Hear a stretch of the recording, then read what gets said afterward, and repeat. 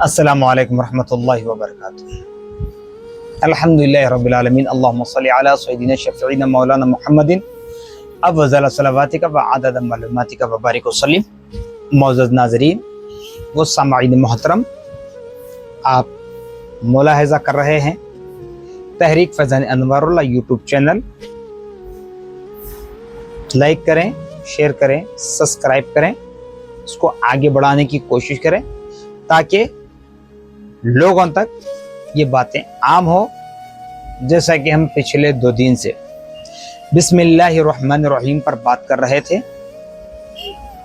آج انشاءاللہ یہ تیسری قسط، کوئی بات صرف ان قسطوں میں کچھ منٹوں میں، کچھ گھنٹوں میں، مہینوں میں، سالوں میں کوئی بات ختم نہیں ہوتی، کیونکہ بسم اللہ میں اللہ بھی ہے، رحمان اور رحیم، یہ دونوں اللہ کی صفت ہے۔ با سین میم، بسم اللہ، یعنی کہ ملا کر پڑھنا بسم اللہ، تو صرف یہ نام ہے، بسم نام سے اللہ رحمان اور رحیم، اللہ کا نام ہے، اللہ کی 2 صفتیں اس کے اندر ہیں۔ تو ہم نے آغاز بھی کیا تھا قرآن پاک سے، انشاءاللہ اختتام بھی کریں گے قرآن پاک پر ہی آ کر۔ بسم اللہ الرحمن الرحیم پڑھنے کے لیے اب لوگ مایوب سمجھیں گے، آج نئی بات کہہ رہے ہیں مجھے۔ اب نئی بات نہیں ہے، پرانی ہے، بس اس کو عمل کرنے کی عادت ڈالنا ہے، ہمیں ہماری زبانوں کو پاک رکھنا ہے۔ ایک واقعہ مختصر انداز میں آپ کو بتاتا ہوا چلو، بسم اللہ الرحمن الرحیم کی فضیلت کیا ہے ہم سمجھ سکتے ہیں۔ حضرت سیدنا موسیٰ علی نبینا علیہ الصلوۃ والسلام کے دور کا ایک واقعہ ہے کہ ایک شخص بڑا نافرمان تھا اللہ کا۔ اس کے گھر کے کیریکٹر سے ہم بات نہیں کر رہے ہیں، صرف اس کی فطرت اور خدا کی تعریف، یعنی خدا کی فرما برداری کتنی کرتا تھا وہ بتانا مقصد ہے۔ وہ شراب پیتا تھا، وہ زنا کرتا تھا، بلکہ یوں سمجھے کہ گناہ کبیرہ کا مرتکب تھا، عادت ہی تھی اس کی، ہر موڑ پر وہ گناہ کرتا تھا۔ یہاں تک بتایا جاتا ہے کہ صبح بستر سے اٹھتا تو رات بستر میں سونے تک اس کی زبان پر اللہ بول کر نام بھی نہیں آیا کرتا تھا، اتنا بڑا گناہ گار تھا۔ لیکن نہیں معلوم اللہ پاک کو اس کی کیا ادا پسند آ گئی۔ جس وقت وہ بیمار پڑا، اس وقت اس کی بیوی امی سے تھی، حمل سے تھی، پریگننٹ تھی۔ تو اس نے اپنی بیوی کو یہ کہا کہ میں اگر مر جاؤں،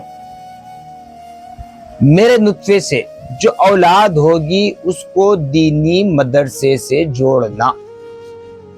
جب دینی مدرسے کی بات آئے تو ایک بات بتا دو، حالات کے اوپر آپ مت جائیں، جو چیز ہے وہ بتا رہا ہوں۔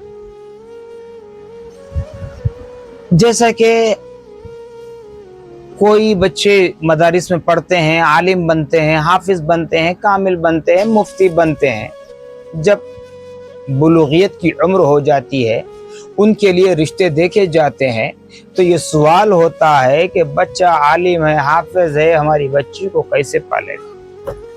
نہیں، یہی بات ہوتی ہے۔ خیر، ہر کسی کو اپنی اولاد کی فکر ہوتی ہے، کرنا بھی چاہیے، لیکن اللہ کی ذات سے بھی امید رکھنا ہے۔ اگر کسی کے پاس ہمالیہ پہاڑ کے برابر بھی سونا ہو، اگر کسی کے پاس ہمالیہ پہاڑ کے برابر بھی سونا ہو تو کس کام کا، جب وقت پر کام نہ آئے۔ وقت پر کام نہ آئے تو فائدہ کیا ہے؟ تو بہرحال وہ نیک بخت خاتون تھی، اس کی بیوی پلٹ کر یہ نہیں کہا اپنے شوہر سے کہ تم شرابی ہو، تم زانی ہو، تم کبابی ہو، فلاں ہو۔ پھر یہ امید کیسے کر سکتے ہو کہ تمہاری آنے والی اولاد ایک مدرسہ جا کر ایک عالم بنے، حافظ بنے، تمہاری مغفرت کا ذریعہ بنے؟ یہ جواب پلٹ کر اس نیک بخت خاتون نے نہیں دی۔ اس کا انتقال ہوا۔ بتایا جاتا ہے کہ انتقال کے کچھ دن بعد، کچھ مہینے بعد لڑکا تولد ہوا۔ تو لڑکے کی تولد ہونے کے بعد جیسے پہلے ہوا کرتا تھا، پیدائش کے 4 سال 4 माह 4 दिन बाद बिस्मिल्लाह खानी हुआ करती। किसी बुजुर्ग को या खानदान के बुजुर्ग बैठकर बच्चों को ताऊज़ तस्मिया पढ़ाते, कुरान पाक का इब्तिदाई हिस्सा पढ़ाते। बाज़ लोग सूरह इक़रा, सूरह अलक़ की इब्तिदाई 5 आयत पढ़ाते जो हुज़ूर पाक सल्लल्लाहु अलैहि वसल्लम पर पहली वही नाज़िल हुई। बाज़ हज़रात सूरह फातिहा से पढ़ाते, भी उम्मुल किताब है। बाज़ हज़रात अलिफ बा ता सा जैसे भी है पढ़ाते। तो उसने एक खातून ने अपने बच्चे को ले जाकर मदरसे में दाखिल करा दिया। कहने लगी कि उस्ताद मोहतरम से कि मेरे बच्चे को हाफिज आलिम बनाकर छोड़, ये बच्चा आपके हवाले। अब इब्तिदा में बच्चा क्या पढ़ेगा साहब?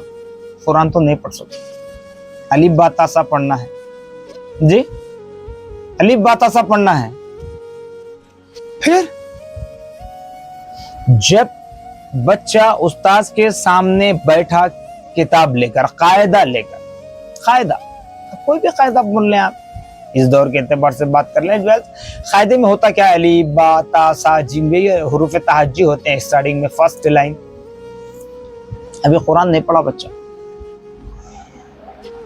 तो उस्ताद के सामने बैठकर पढ़ रहा है। उस्ताद ने ताऊज़ पढ़ाया, फिर तस्मिया पढ़ाया, अऊज़ु बिल्लाहि मिनश शैतानिर रजीम, बिस्मिल्लाहिर रहमानिर रहीम। जैसे ही बच्चा बिस्मिल्लाहिर रहमानिर रहीम पढ़ता है, अपने मासूम होठों से, मासूम जुबान से कलिमात अदा करता है, बिस्मिल्लाहिर रहमानिर रहीम। बताया जाता है कि उस वक्त उसके बाप को जहन्नम में डाला गया, सजा दी जा रही है। अल्लाह ताला जन्नत के फरिश्तों से कहेगा कि ऐ मेरे जन्नत के फरिश्तों, जाओ जहन्नम से फुला बिन फुला बंदे को आजाद करके ले आओ। जब जन्नत के फरिश्ते जाएंगे, जहन्नम के फरिश्तों से दारोगा जहन्नम से कहेंगे, कौन? रिजवान जन्नत, जन्नत का दारोगा, जन्नत का इंचार्ज, कि इस बंदे को छोड़ दो, आजाद कर दो। दोज़ख के फरिश्ते कहेंगे, किस एतबार से हम इसको छोड़ दें?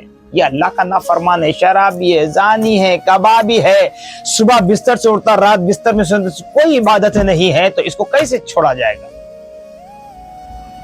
अब जन्नत और दोज़ख के फरिश्तों के दरमियान बहस मुबाहिसा हो रहा। तो ऐसे वक्त में खुदा की जानिब से निदा आएगी, ऐ जहन्नम के फरिश्तों, यकीनन वो मेरा नाफरमान है, यकीनन वो गुनाह कबीरा का मुर्तकिब है, लेकिन मैंने माफ करने का वादा किया है, मैंने माफ करने का वादा किया है। मगर याद रख ले नाजरीन, ये ना कहना कि मौलाना आप ही कहते एक बयान में माफ करने का वादा किया है, फिर पिछले बयानात को देखकर या आने वाले बयान में लेकर ये ना कहना फिर या माफ क्यों नहीं करेगा। अल्लाह ताला माफ करने का वादा किया जरूर, लेकिन ये भी अल्लाह का फरमान है कि मैं गाफिलों की मदद नहीं करता, मैं गाफिलों की मदद नहीं करता। तो ऐसे में जब बंदा खुदा से इतना खौफ कर ले, तो नहीं मालूम कौन से बंदे पर अल्लाह का कौन सा वक्त ऐसा आ जाता है जो अल्लाह से राजी हो जाता है, कौन सा अमल ऐसा हो जाता है।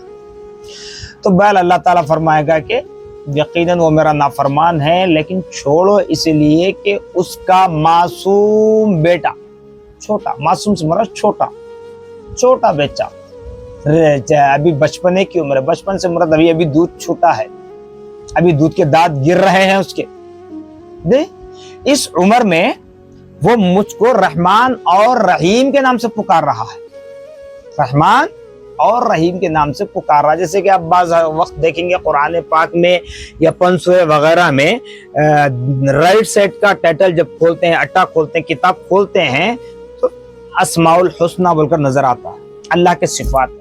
तो अल्लाह ताला ने उन तमाम सिफात में से पहले रहमान और रहीम की सिफत को अपने लिए खास कर लिया। तो कहता है कि इसका बेटा मासूम जुबान से मुझको रहमान और रहीम कहकर पुकारे और उसके बाप को मैं जहन्नम में मुब्तला करूं, अजाब में मुब्तला करूं, नहीं, मुझे गवारा नहीं होता, लिहाजा उसके बाप को आजाद कर दिया जाए। तो जन्नत में जन्नत के फरिश्ते लेकर जाते हैं। तो नाजरीन व सामईन मोहतरम, मालूम हुआ सकते। कुरान पाक की तालीम तो अपनी जगह है, मुकम्मल कुरान पाक का दौर करना तो अपनी जगह है, लेकिन सिर्फ इखलास के साथ, खुशू व खुजू के साथ, रब को राजी करने के लिए।